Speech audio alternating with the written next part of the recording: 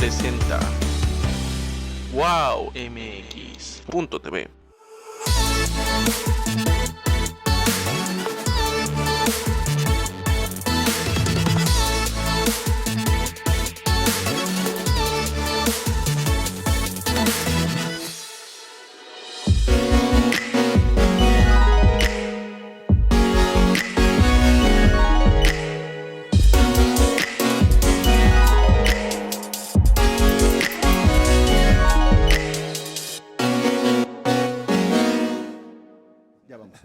Hola amigos de Tus Propias Palabras, soy Alejandro Ruiz y el día de hoy vamos a tener una charla muy agradable porque estamos aquí con un colega, un maestro. No, hombre, van a conocerlo. Además es un hombre humilde y sencillo. Edgar Morales Castor, gracias por estar aquí, bro. Gracias, mi querido Alejandro, gracias a quienes nos están viendo en este momento.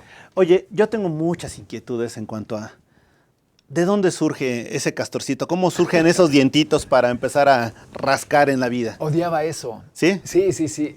Resulta, y así lo sintetizo, yo pasé por 4 universidades porque quería terminar, pero yo ya trabajaba y entonces le había prometido a mi madre que yo sí le iba a traer el documento que decía que yo era licenciado en comunicación. Por lo mismo, en la última universidad me dejé crecer la barba y el pelo, y dije, no me lo voy a cortar hasta que no termine. Entonces estuve con esto 4 años. La barba me llegó como CC Top al ombligo y el cabello a la cintura. Entonces siempre me lo amarraba y me ocultaba la barba para que no se me ensuciara. Porque yo trabajaba toda la mañana, más o menos desde la madrugada. Y por lo mismo, entonces yo siempre la tenía cubierta con un paliacate y me amarraba el cabello. Un día, porque me encantaba la bohemia y era amigo de cantantes, pianistas y demás, y entonces un día estaba yo en un piano y me estaba durmiendo y me tomaron una fotografía. Entonces ahí ya tenía el pelo suelto y la barba también sin paliacate y no se me veía la cara. Entonces un amigo dijo, parece Castor. Pero como yo en ese momento era el presidente de los estudiantes de comunicación, pues obviamente que no me gustaban los apodos y dije, pobre de aquel que me diga Castor. Fue peor. Todo el mundo me empezó a decir Castor. Llegaron ahí a la estación donde yo trabajaba, la XW, y le dijeron a mi conductor, a Juan Calderón, el gallo, le dijeron, oye, ¿qué es cierto que trabaja contigo el Castor? Y Juan dijo, no, aquí ya lo tengo para agarrar, ¿no? En cuanto abrió el micrófono él, ahí en la cabina del XW, dijo, oye, la producción, el Castor, todo el mundo me acabó. Entonces, a partir de ahí, todo el mundo me empezó a decir el Castor. Odié yo los primeros 5 años, y hasta que un día, ya cansado, estaba ya trabajando con Talina Fernández y me dice, hijo, ya tranquilo, eres el Castorcito, y se acabó. Le dije, no, Castorcito, no, resulta peor eso. Y se quedó en Castor y entonces ya todo el mundo lo utiliza. Al final tuve yo que registrarlo y es parte de mi firma también. Cada vez que hablo me presento en algún lado. Oye, nada más por curiosidad, ¿esas universidades cuáles fueron? Empecé en la Carlos Septién, me fui a la Ibero, luego estuve en la Metropolitana y terminé en la Universidad del Tepeyac. ¿Y qué tal, feliz? La última no me gustó, la verdad. Yo creo que donde mejor me sentí fue en la Universidad Metropolitana. Me tocó una doctora excelente en sociología. Ella fue la que me guió realmente. Ella, si hubiera en ese momento un trabajo de coaching, ella fue la que me dijo, lo tuyo es la praxis, tú debes de meterte por acá, porque me había ido muy bien en el trimestre de la Metropolitana, pero no me permitía trabajar.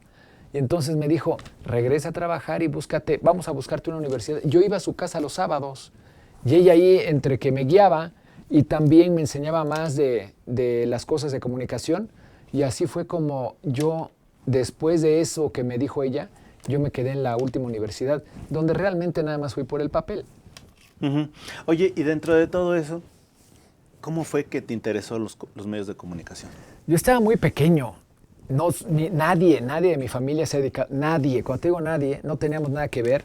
Mi padre se dedica a la maquinaria pesada, y llevaba a todos los hijos a lo mismo que a limpiar fierros, a cargar con ellos, a llevar a la gente al campo, en fin, todo el mundo se dedicaba a esto. Entonces, a mí me gustaba leer desde muy pequeño. Veía que mi padre leía. Y yo dije, a mí no me gusta estar ahí entre el diésel y la gasolina y llevar gente y traer, porque está muy pesado. A mí lo que me gusta es leer.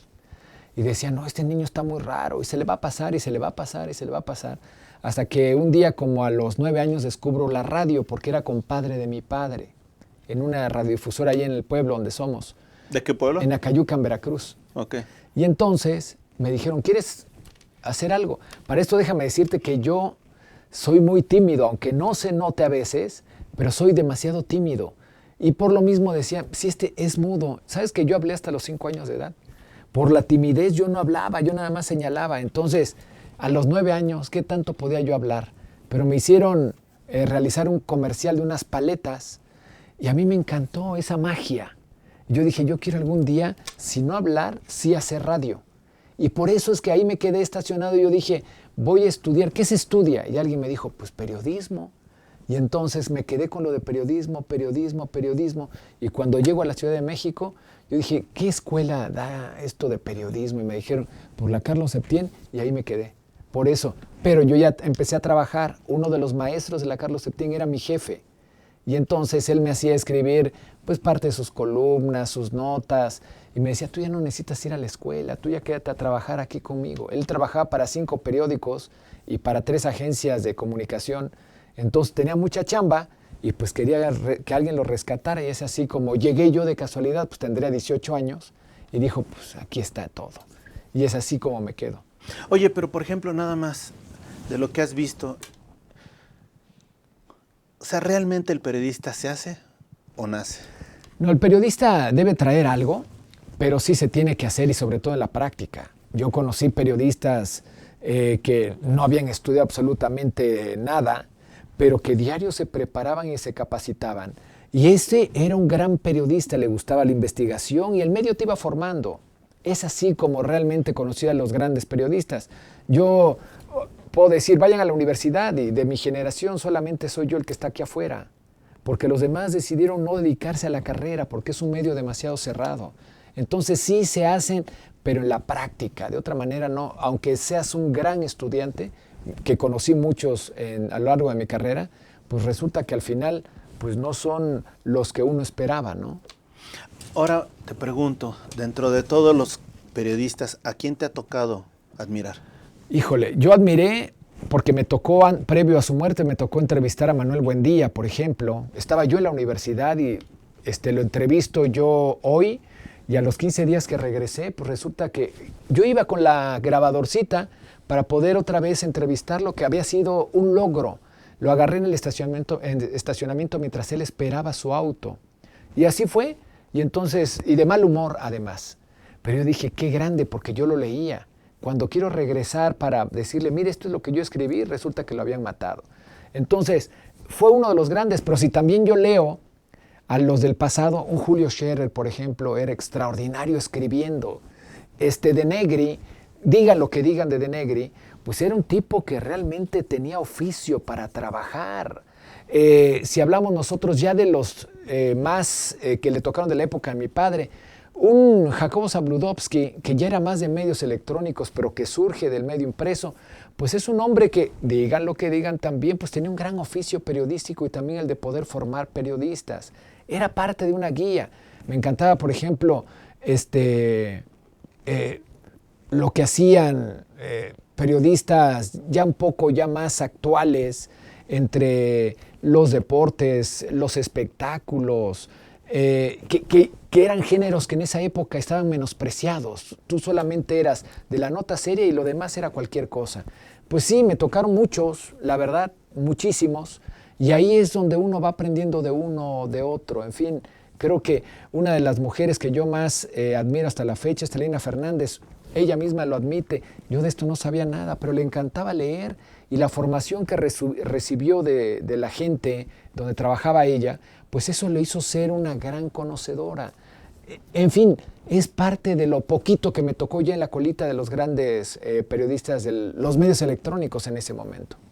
Ahorita dijiste a alguien que estimamos muchísimo aquí, bueno, sobre todo a él no, Manuel Buendía, a su hija Gaby Buendía, donde estés, te mando un besote, una gran amiga, y bueno, dijiste una institución en el periodismo, ¿no? Sí. Y nada más, pregunta, en ese sentido, en ese periodismo de los 80s contra lo que ves ahora, ¿qué tanto ha avanzado o qué tanto se ha, para muchos prostituido, para muchos se ha decaído? Para mí simplemente se ha transformado. Sí, coincido contigo. El periodismo se ha transformado y dependiendo además de qué medio. Por ejemplo, a mí me gustaría que hubiera mucho más investigadores, pero los medios ya no soportan el peso económico que significa tener un cuerpo de investigadores. Pero hay investigadores que están de manera independiente y que pueden dar un gran trabajo, pero no son constantes porque no tienen también quien los pueda financiar. En fin, se ha transformado los medios y los periodistas también. Existen varios en radio, existen varios en televisión, hay muchos en los medios digitales, pero también los medios actualmente son tan rápidos que dejan muy poco a la creatividad, dejan muy poco al trabajo que debe sopesar la investigación, a la capacitación diaria. Encontramos a muchos que se dicen periodistas que nada más es ponerse frente a una pantalla y decir ante los medios que no les importa ahora, falta de ética también, no les importa si es real o si es mentira la noticia. Ellos la dicen y son parte de todo ese eco que alguien se encargó de decir por la mañana, ¿no? Ese es el tipo de cosas que nos encontramos ahora. Y no es precisamente mucho de las personas, es el medio que te va arrastrando. Hay que tener un poquito de capacidad como para detenerse y enseguida. Debes de tener, por supuesto, también sustento entre tus reporteros, entre la investigación, entre lo que lees. No nada más es ponerse enfrente y decir todo. Es ahí donde está fallando, no es tanto a veces la persona. No, y tienes toda la razón, porque fíjate que es cierto, antes tenías más tiempo para decirlo, mientras se imprimía, mientras salía, estabas hablando mínimo 24 horas. Sí. Mínimo. Sí, sí, ahorita son segundos. Aquí tú te enteras de algo, en ese momento debes de tener el contacto para cerciorarte que es real y enseguida tener tú también algo en tu pasado donde tú ya investigaste, trabajaste, leíste, descubriste, escribiste en torno al tema para que a la hora que te presentes en la pantalla entonces puedas expresarlo. De otra manera, lo que te dijeron es lo que dices y pareces perico. Ese es el tipo de cosas con las que nos encontramos actualmente. Ahora, a ti te ha tocado trabajar para las dos grandes cadenas, ¿no? En México, ya, bueno, ya son tres, pero realmente te tocó Televisa y TV Azteca. Sí, mira, lo mío siempre quise ser el periodista, dicen, serio, y el camino me llevó al entretenimiento, al entretenimiento, al entretenimiento. Cada vez que yo ya tenía la puerta casi para abrir, me decían, no, hombre, aquí está una oportunidad, y a veces por ser muy chavo, y decía, pues si ya me van a pagar y me están asegurando algo, pues ahí te ibas. Estuve 9 años en Televisa, y cuando te digo en todo, es en todo. O sea, porque empiezo yo como reportero en radio, luego me hacen conductor, posteriormente me voy a la tele, a musicales, luego me voy a ventas por televisión, posteriormente a programas hasta de suspenso, luego de ahí me voy a programas de comedia con Eugenio Derbez, regreso para hacer noticias con Guillermo Ortega y Mayra Saucedo, luego ahí se acaban esos 9 años y luego me voy a TV Azteca, ya también tenía la puerta para entrar, ya me dijeron, vas a Hechos, abro y me dicen, no, espérate, mañana es el estreno de un noticiario que también se va a llamar Hechos, pero no es aquí en este, y otra vez me regresan a entretenimiento en las noticias, era cubrir noticias de color. Ya estoy ahí perfectamente, tengo una bronca, y entonces me mandan a un programa dicen de mujeres, decían así en la mañana, programas matutinos, y entonces me quedo ahí en el programa matutino, y ahí me seguí en entretenimiento e información. Eso era como más bien mi especialidad, más tirándole a reportero urbano, el chistecito, pero la información también. Y ahí me seguí otros 9 años en TV Azteca. Fíjate, una vez me acuerdo que me tocó charlar con el maestro Polo Polo y le dijo, bueno, pero tú fuiste galano, ¿no? Y me dice, por favor, veme bien. O sea, ¿yo qué tenía que hacer, no? De galano, eso sí, era protagónico, pero no galán. Lo mío era la comedia, porque nadie me creía con esta cara y con este cuerpo, nadie me veía como serio. Yo creo que también, ¿no? Puedo decir que llegaras y que iban a decir, esta noche el castor, pues no. No pues sé nada. Tú tienes que ver también, y ahí es donde me decían, tienes que definirte qué. Es también de acuerdo a lo que traes. Y ahí te va. O sea, nunca, y así desde el principio tú te tienes que saber cómo eres. Nunca hemos sido los guapos del barrio. Entonces dije, pues eso no es lo mío, lo de ser galán no está en mí. Entonces, ¿hacia dónde me tengo que ir? Pues tengo que hacer un poco más de investigación. Pero de investigación me regresaban. Entonces dije, ok, bueno, tengo que ser de investigación, reporteros, pero serio tampoco, porque no me le iban a creer.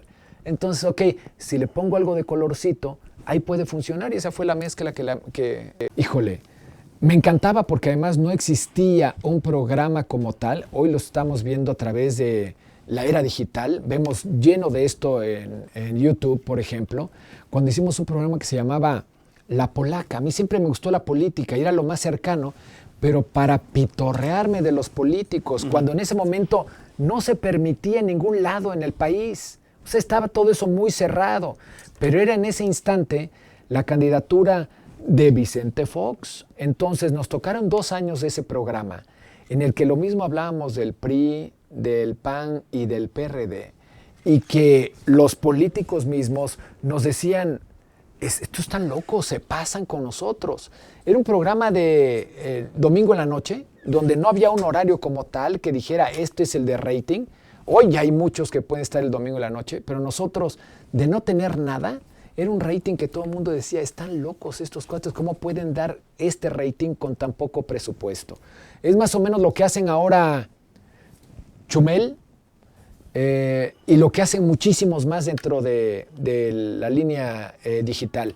Ese tipo de cosas, un buen guión, porque hasta eso nosotros mismos lo trabajamos, y echar relajo en el buen sentido, pero denunciando algo de lo que estaban realizando los políticos. Me sentía a gusto porque era lo más cercano a lo que quería hacer siempre en la crítica política.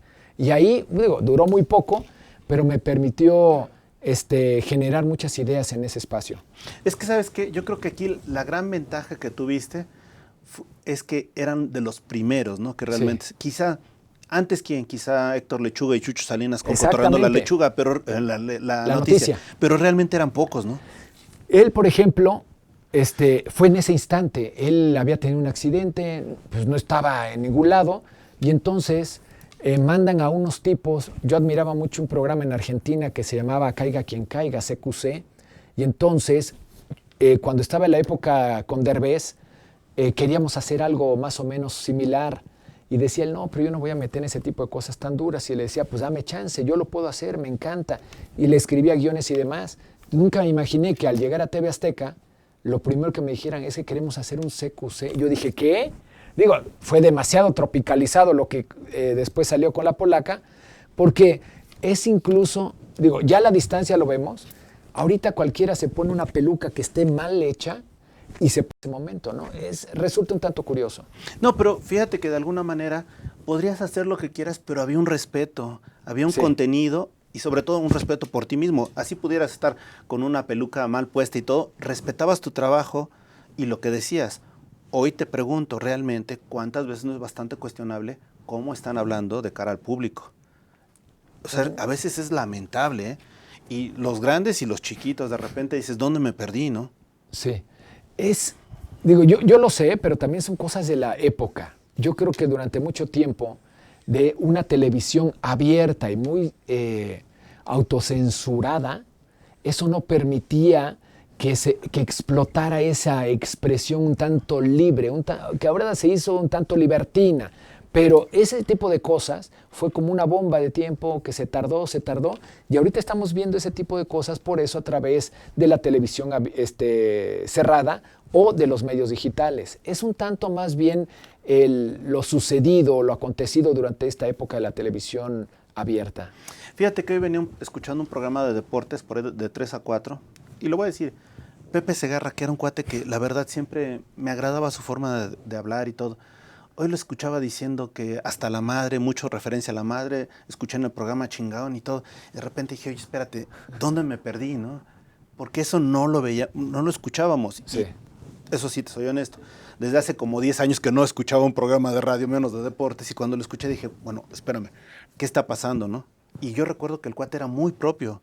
Sí. O bueno, bromeaba, pero se mantenía cierta línea y de repente dices, ¿dónde nos perdimos, no? Sí, te digo, es parte de eso, pero también ahí te va el reto que tienen, el del rating. Se han pulverizado los programas. Entonces, ¿de qué manera jalar la atención? Pues hablar como se habla afuera, aunque no me guste, ¿eh? Pero es el tipo de cosas con tal de ganar. Porque hoy por hoy, tú ves los programas, ¿qué programas serios donde se hable un perfecto lenguaje pueden generar rating? Entonces están en una guerra ahorita tremenda, tanto en la radio como en la tele. Es complejo. Yo por eso los entiendo, es complejo. No lo hago porque no me salen. Incluso a veces se ríe mi hija. no, eso que estás diciendo no se dice así. Se dice y lo expresa con todas sus letras. Le digo, es que a mí no me sale. Perdón, soy de otra época. Entonces, por ahí, con tal de ganar rating, pues muchos tienen que hacer ese tipo de cosas. Coincido contigo, pero reitero, creo que se están perdiendo algunas cosas, ¿no? Sí. Hoy, hablar perfectamente ya es un tanto singular. Dicen, qué chistoso hablas, como si fueras del pasado. Fíjate nada más la referencia, ¿eh? Yo digo, pues no es tanto el pasado, es el lenguaje. Así es como puede uno expresarse. Incluso a veces hacen falta sinónimos en la manera de expresarse de muchos críticos. Y tú dices, ¿por qué? Bueno, porque finalmente eso está gustando ahorita. Hay un público que está funcionando para ello, aunque no me guste. Oye, y dentro de todo lo que estás viendo, estos nuevos periodistas que están surgiendo, estos nuevos comunicadores, ¿qué crees que esté faltando para que realmente haya un perfil del comunicador actualmente? Y me refiero a esto. En principio, antes los periodistas normalmente tenían ciertos estudios. No digo que periodismo, podrían tener estudios. Los menos eran los que no tenían estudios. Sí. Pero bueno, ahorita con tantos medios digitales, con tantas opciones que tenemos de conocer e informarnos, resulta que tal pareciera que la excepción son los que tienen estudios de periodismo o de comunicación y la mayoría son los otros, ¿no? Tienen carreras truncas, improvisados, que agarraron esto por onda o que nos motivamos o porque no, nos dejaron aquí y no tenemos otra, etcétera, lo que tú gustes y mandes. Sí. Pero ¿cómo crees o qué crees que ahorita o ahora podemos definir en cuanto al perfil profesional del periodista o comunicador? Mira, hablar de periodistas como tal, o sea, es un tanto complejo. Serían más bien como decidores. Comunicadores, dejémoslo en simples comunicadores. Pero ya no tienen, y no les importa además, porque se ha vuelto muy popular. Si vemos nosotros los espacios en YouTube, donde a mí me sorprende la manera en que se expresa, no porque lo diga mal, sino porque realmente no es parte de este lenguaje. ¿Qué está sucediendo? Se ponen frente a la pantalla, empiezan a hablarle o llegarle directo al auditorio y entonces empiezan a tener y sumar seguidores. Y entonces tú dices, a mí así me funciona. ¿Qué está faltando o qué faltaría? Deja tú los estudios, porque se tendrían que estar capacitando constantemente. O la vida te llevará a que aprendas un poquito más. Pero la materia principal que necesitarían cualquier joven que está metido en los medios digitales o que tiene acceso a una cámara y un micrófono, o a una pantalla y un micrófono, sería ética. Con que tuvieran ética, con eso estaríamos del otro lado, porque entonces ya sabría él detenerse cuando digo, no, esto es mentira, ¿yo por qué lo estoy diciendo? Ya la ética te marca. O ¿por qué voy a seguir eso que me están comentando? Yo no puedo expresar ese tipo de cosas. Ahí es donde ya entras tú, y perdón que lo diga, pareciera esto como el diablito y el angelito que tienes, la conciencia misma que te va llevando por un mejor camino. Si tuviéramos nosotros más ética desde la familia, en las escuelas y en el oficio que practicas, estaríamos nosotros del otro lado. Pero eso, en la actualidad, tú lo ves con la sociedad, lo ves con los políticos, ya es cero ética. Y ante eso, pues estamos nosotros en un grave problema. No lo digo por México, porque lo está padeciendo lo mismo Francia, que Inglaterra, que los Estados Unidos, que nuestro país. Es ahí donde estamos fallando, en que ya no nos importa decir mentiras, ninguna, con tal de trascender. Sí, fíjate que ahorita me acordé mucho de una estrofa de una canción de Arjona, que decía, córtasela a tu marido y ganarás reputación. Es decir, haz lo que quieras, pero con tal de que llames la atención, lo puedes, ¿no? Sí. O sea, ahorita todo es estar en los medios. Y también recuerdo que cuando abrimos en ese momento Aztele, hace 8 años y medio más o menos, decíamos, bueno, ¿cómo vamos a jalar audiencia, no? Y platicamos con varios expertos en eso. Y uno nos decía, ¿sabes qué? Es que tienes que presentar algo disruptivo. Que alguien en un pleno programa se declare gay. Dijimos, no, espérate, no es el auditorio que queremos, no es el perfil que queremos, ¿no? Y como a los 2 meses, en un programa de la mañana, sale un conductor y se declara gay. Entonces dices, oye, o sea, esto, o sea, ¿dónde están los valores? ¿Dónde está la ética? No porque Sí. sea bueno o malo, no. Es que eso no era adecuado. Hay otras formas de atraer la atención, con contenido, ¿no? Sí. Pero no con esos disfraces de... Ese es el tipo de cosas al que se están enfrentando los medios en general. Tú ve, por ejemplo, la televisión asiática, la de más pop, y ve los escándalos que se forman en una sociedad tan conservadora. Y tú dices, ¿y por qué lo hace? Porque son medios que están pasando y entonces tienen que jalar la atención con ese tipo de dramas. Es ahí donde nos metemos. Ahí es donde hace falta también un poquito más de capacidad, y estoy hablando incluso financiera, para que los medios puedan tener este tipo de artículos más de fondo.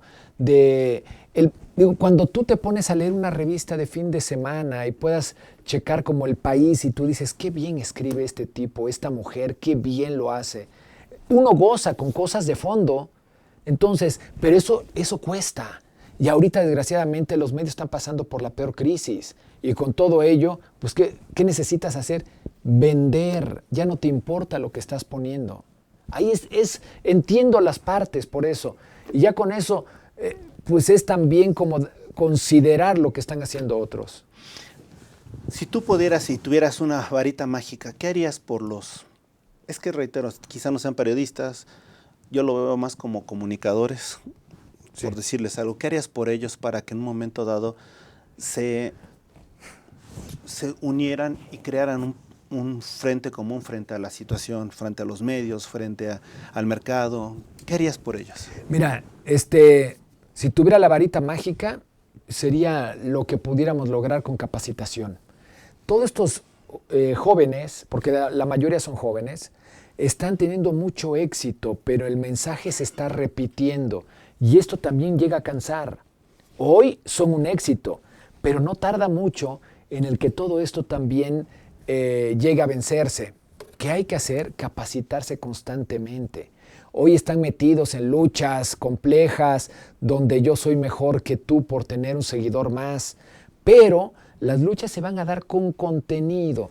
La fortaleza de cualquier ser hoy, mañana, será el contenido. Si no tienes contenido, no tienes absolutamente nada. Vas a ver cómo va a ir menguando la popularidad de muchos al carecer de contenido. Si ellos pudieran reunirse, si todos estos youtubers pudieran reunirse para bien, no para defender a un sector político o de la sociedad, si pudieran reunirse para poder capacitarse, sería extraordinario, porque sí necesitarán un frente que los defienda, porque hoy se creen populares gracias a un medio que ellos están haciendo populares, pero que el medio les va a dar la vuelta al rato. Estamos hablando de conglomerados a nivel mundial que mañana van a decir, a ver, espérate, ya no me interesa tu contenido y te lo cierro. ¿Qué va a pasar ante ello? Pues van a quedar en la orfandad. Hoy por hoy deben unirse y poder, en un solo frente, exigir incluso mejores condiciones a su compañía a la que ellos les están dando contenido todos los días. Llámese YouTube, por ejemplo, Twitter, Instagram. Necesitan mejores condiciones laborales y poder transitar como cualquier empleado. Aunque no lo quieran creer, pero ellos están alimentando un medio y el medio se les puede cerrar el día de mañana. Es ahí donde todavía no se han dado cuenta. Fíjate que alguien, platiqué hace poco con una psicóloga y me hablaba de la adicción a los medios. Y decía, bueno, la dependencia que tú tienes de utilizar los medios, me dice, no, la adicción a los medios yo la veo como la necesidad que tienes de estar frente a un medio, de estar compartiendo en un medio, y lo que tú estás comentando es cierto, porque ahorita tú haces lo que sea por destacar. Sí. Pero ya al rato, y probablemente destaques, pero ya al rato que tú pases a ser un segundo, tercero o uno más de los millones que utilizan los servidores y el internet, entonces ahí va a venir para ti una pérdida de autoestima. Horrible. Con lo que venga, con adicciones, con otras adicciones, con crisis, con lo que tú gustes y mandes. Es tremendo eso que acabas de mencionar, porque lo vemos también incluso en el turismo, por ejemplo. Uno ve un destino con una cara y dice, qué hermoso está este lugar. Detrás de esa cara hay un infierno, donde están todos estos empleados que tuvieron que dejar su zona de comodidad en sus poblaciones, ni siquiera a veces cerca, y que tienen que vivir en cualquier lugar, en cualquier habitación, con tal de poder trabajar en ese lugar lindo que les mencionaron. Estoy hablando de turismo. Vámonos a los medios de comunicación. Hoy hacen cualquier cosa por 10 minutos de fama y hacen cualquier cosa y están pegados todo el tiempo con tal de obtener un mayor número de seguidores. Pero imagínate nada más cuando esto se lo cierra. Yo voy al medio, los tradicionales que me tocaron, los medios electrónicos. En ese momento, a mí me tocó relevar a gente que se sentía muy famosa, que lloraba, se deprimía, se alcoholizaba. ¿Por qué? Porque ellos habían sido los famosos y que les duró muy poco, desgraciadamente, en la radio o en la tele.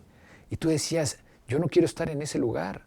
Hay que llevársela calmada con los pasos más de plomo para poder saber que esto va a durar muy poquito en el momento en que yo les funcione a ellos y que después me van a hacer lo mismo que le hicieron a él y va a entrar otro como yo en mi lugar. Entonces, esto nadie se los ha comentado a los que hoy son famosos y saber que esto dura muy poco, pero lo estamos viendo ya, ¿eh? Gente que era afamadísima con muchos millones de seguidores, hoy viven de esos seguidores que se acuerdan de ellos, pero que no son los que constantemente están ya siguiéndolos. Es terrible y se necesita una madurez como comunicador para poder soportarlo. Yo no quiero saber lo que va a pasar con muchos que se sienten hoy famosos gracias a estos medios que ni siquiera son suyos. No, y además, déjame decirte que tienes toda la razón, porque, por ejemplo, durante estos 9 años que tenemos en la televisora, me ha tocado ver infinidad de artistas, ¿no? Grandes, y muy grandes, comunicadores, etcétera, todos.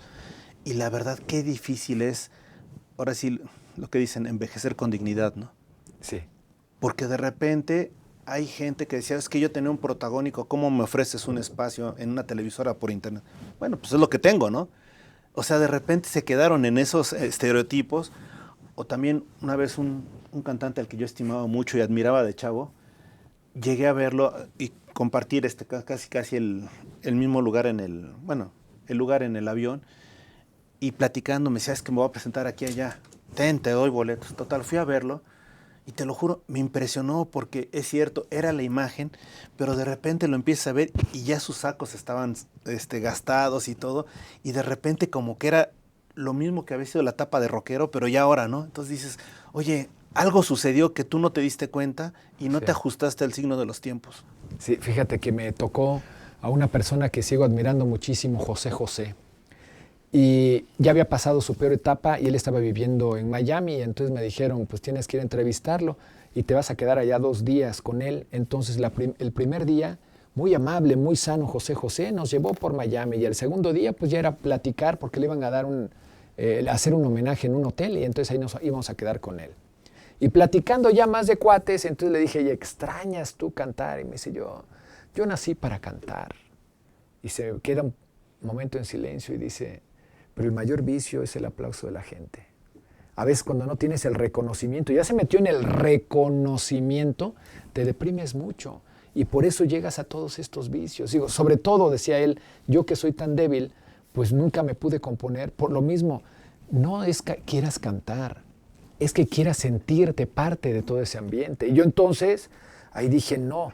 O sea, hay momentos y siempre voy hacia adelante y digo, creo que ya es momento de dejar la tele, ir como medio electrónico, ir hacia la radio o regresar hacia la radio, porque ahí surgí. Y entonces ya creo que también es bueno dejar la radio e irse más hacia otros ámbitos, más de asesoría, de consultor, de ese tipo de cosas que te va dando ya con la edad. Entonces, pero no todos podemos hacer eso, o no todos tenemos la oportunidad de hacer eso. Muchos vamos caminando o corriendo conforme se nos van presentando las cosas. A veces no marcamos lo que queremos en la vida, sino lo que la vida nos va ideando. Es el tipo de cosas que pasa con la mayoría. ¿Y qué te lo da? Perdón que lo diga y que regrese. No es que sea una generalidad, pero te lo dan los estudios.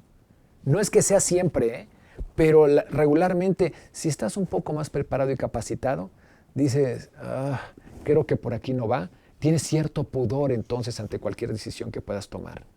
Sin duda. Y fíjate que acabas de decir varias cosas interesantes.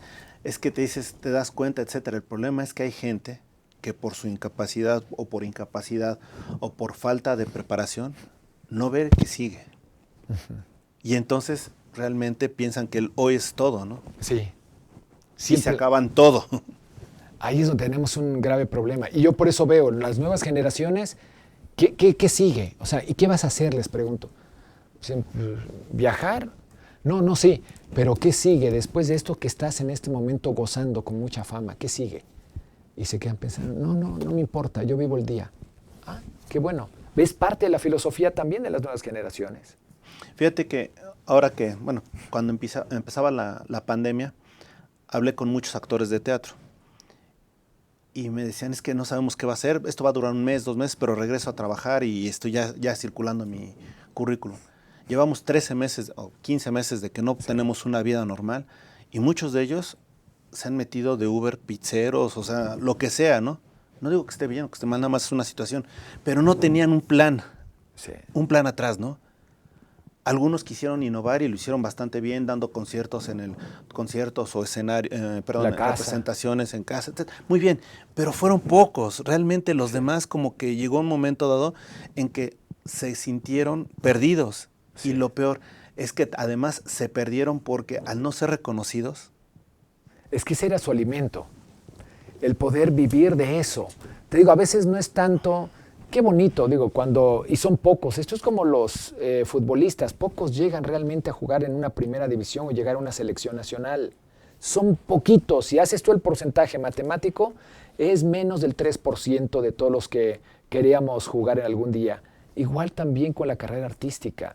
Pero no se vive de lo que te pagan, se vive de ese gozar, que la gente te dé un reconocimiento. Ese glamour. Es el glamour y desgraciadamente en eso mucho se pierde. Saber que es un oficio, que lo gozas y que eso se va a acabar tarde o temprano y que tienes otras cosas también que cumplir en esta vida. Fíjate que en diciembre platicaba con el maestro Abel Casillas, que en paz descanse, y él me decía que algo que necesitaban en ese momento los actores, desde luego que era trabajo, pero también necesitaban darles un tipo de coaching para decirles, oye, hay más cosas además del teatro, hay más cosas además de la televisión, hay más cosas de esto. Trata de reinventarte, ¿no? Sí. Porque si es que muchos se cerraron a esto y lo peor es que no hay producciones y no sabemos ni cuándo van a haber producciones, entonces tenemos que reinventarnos para ver cómo lo podemos hacer, porque si no nos vamos a morir. Sí. Si no generamos, no tenemos ingresos, si no tenemos ingresos vamos a tener una serie de problemas. Desafortunadamente él murió, pero creo que el mensaje que en ese momento nos transmitió pues era cierto. Si no te ajustas al signo de los tiempos, te pierdes. Sí. Fíjate, me tocó a mí en un momento, hablando de nostalgias, un hombre que se había dedicado a estar siempre en las fuerzas inferiores de futbolistas y él rescatando a jóvenes del barrio.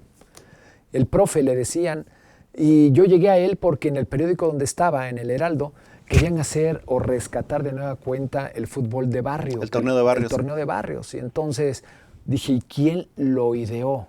Y me dijeron, allá por el aeropuerto hay un tipo que le dicen el profe.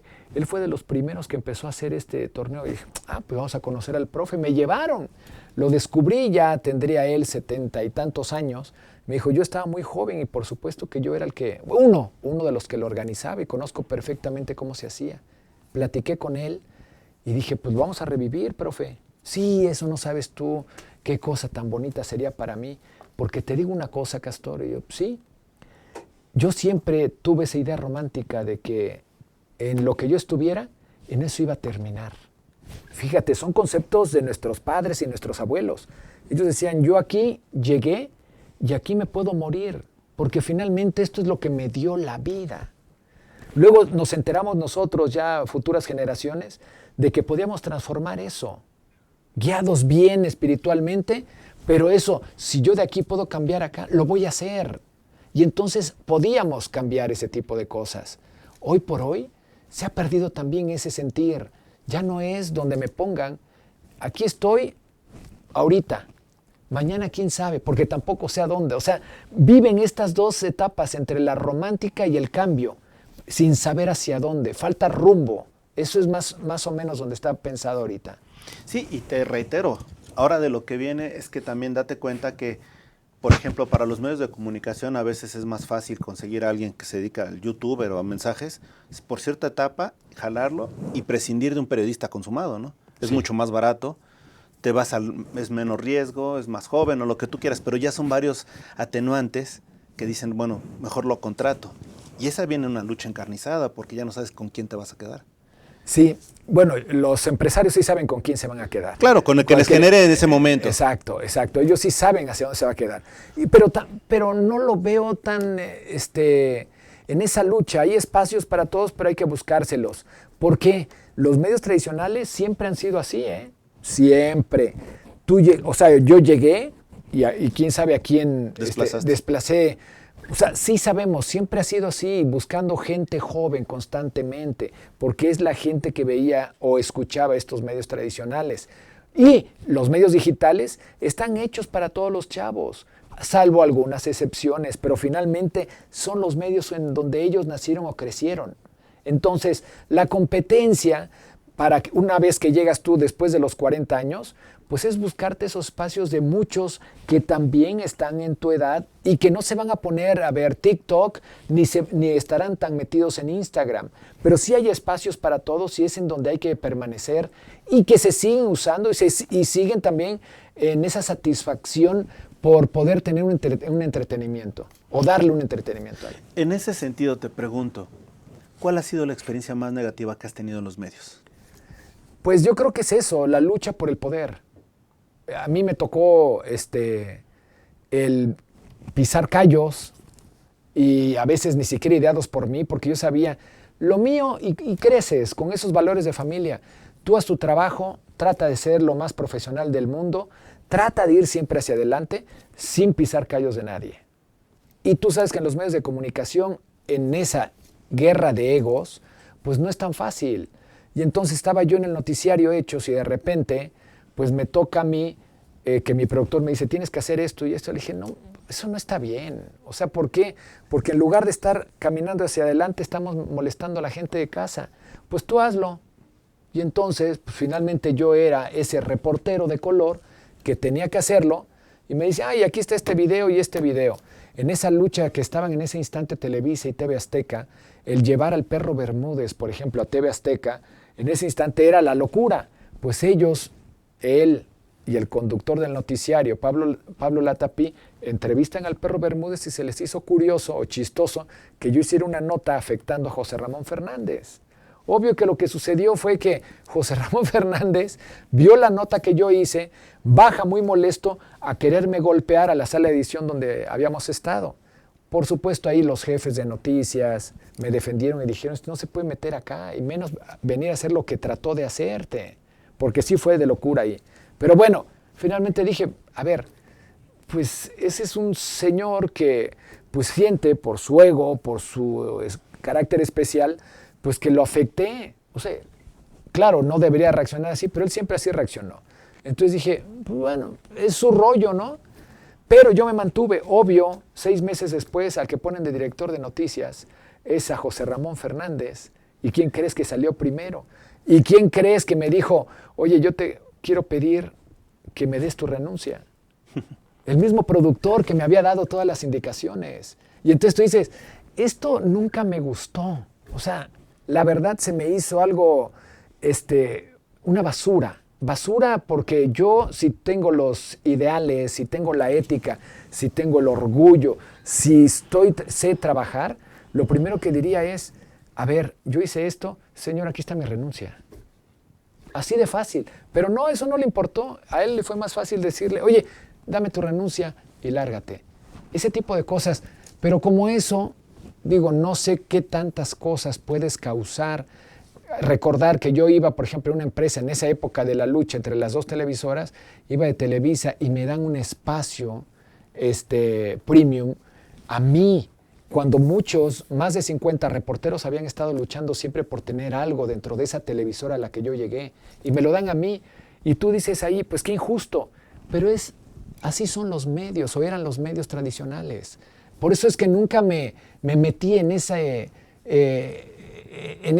maromas de estar viendo si era bueno, si era malo. Yo simplemente hacía mi trabajo, pero yo sabía que con mi presencia simplemente, pues estaba presionando para otros. O sea, era o es parte de estos medios. Hoy, si nos vamos a lo digital, ahí no se da esta lucha y es por lo que te siguen. Y puedes hablar como que quieras y llegarás a un público Y ahí podrás tú crecer. O sea, también es parte de estos nuevos medios, ¿no? Qué bueno, benditos nuevos medios, porque de esa manera es con tu esfuerzo y con estos métodos, como puedas y quieras hacerlo, como puedes crecer. Por eso es parte de lo de siempre. No estamos hablando de cosas diferentes. ¿Qué sigue para ti? Mira, estamos buscando ahora, a partir de, ok, a mí me ha dado la vida muchas satisfacciones y el poder hacer cosas a favor de mis iguales, de los reporteros de turismo. Hoy por hoy estamos nosotros haciendo cosas a favor de los destinos turísticos del país como consultores, independientemente de la labor que realizamos como periodistas.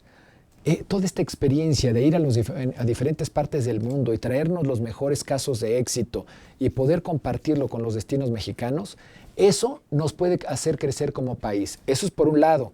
Pero por el otro, hay decenas de periodistas de turismo que están hoy por hoy muy mal, porque después de la pandemia ellos no tenían ni siquiera ahorros, no tenían seguro, no tenían una bonificación, no hubo un sistema como por ejemplo en otros países como Argentina que se les apoyó a los periodistas de turismo. Entonces estoy en eso, en poder organizar un grupo de periodistas de turismo para poder con esto tener un solo frente en el que podamos ayudarnos y que de esa manera puedan tener un respaldo, porque tampoco sabemos para cuánto tiempo estamos aquí.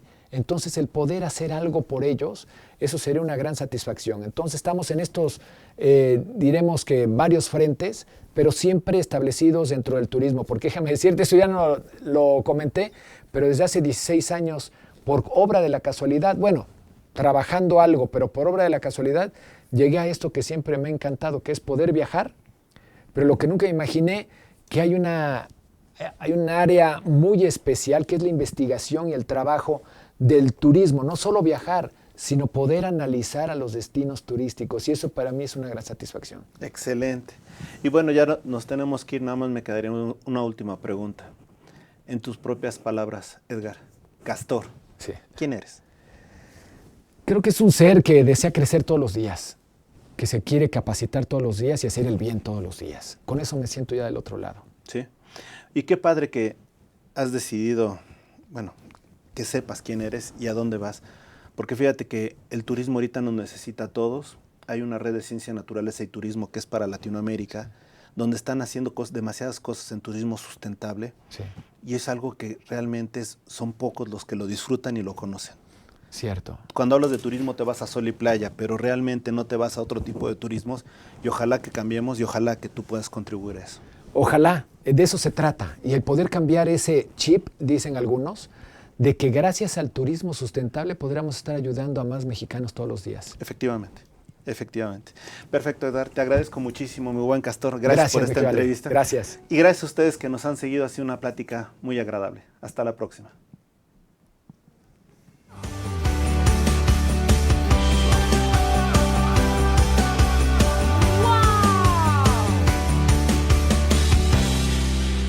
Wow MX.tv